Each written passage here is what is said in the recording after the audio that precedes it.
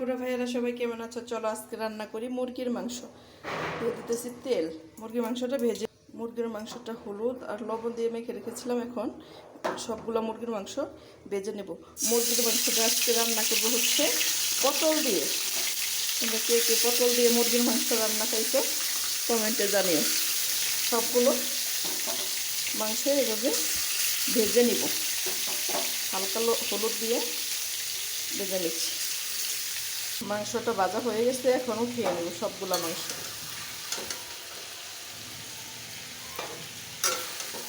তোমরা চাইলে পটল দিয়ে রান্না করে খেতে পারো। এখন ভেজে নিব সে পটলগুলা।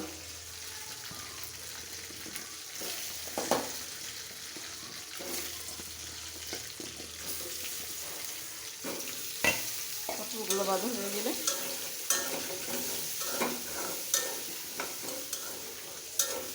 পটলগুলো ভাজা হয়ে গেছে, এখন উঠিয়ে নেব।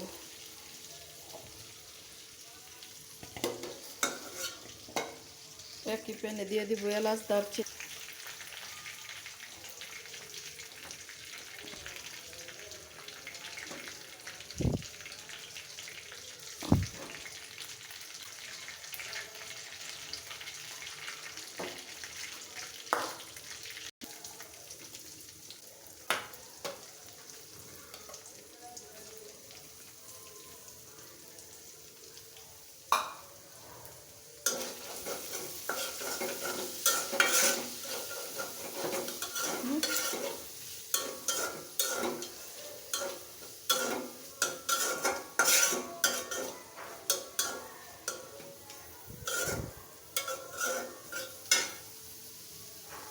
পেঁয়াজটা নরম হয়ে আসছে। 1.5 চা চামচ মরিচ গুঁড়ো, 1/2 চা চামচ হলুদ গুঁড়ো, 1/2 চা চামচ সজের গুঁড়ো, স্বাদ মতো লবণ দিয়ে মশলাটাকে ভালোভাবে কষিয়ে নেব।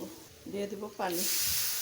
তেলটা উঠে আসছে, দিয়ে দিব 1.5 চা চামচ আদা রসুন পেস্ট, 1/2 চা চামচ জিরা পেস্ট, দিয়ে দিব 4-5টি কাঁচামরিচ।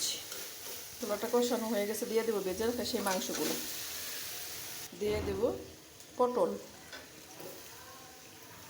পটলটা দেওয়া হয়ে গেছে, এখন কষিয়ে নেব। পটলটা মাংসটা কষানো হয়ে গেছে, এখন দিয়ে দেব ঝোল।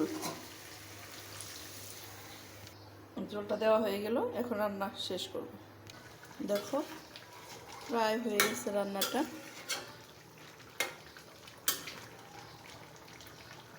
বাস হয়ে গেল আমার পটল দিয়ে মুরগির মাংস রান্না।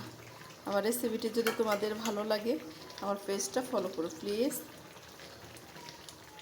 আমার ইউটিউব চ্যানেলটাকে সাবস্ক্রাইব করে দিও। সবাই ভালো থেকো, সুস্থ থেকো। আল্লাহ হাফেজ।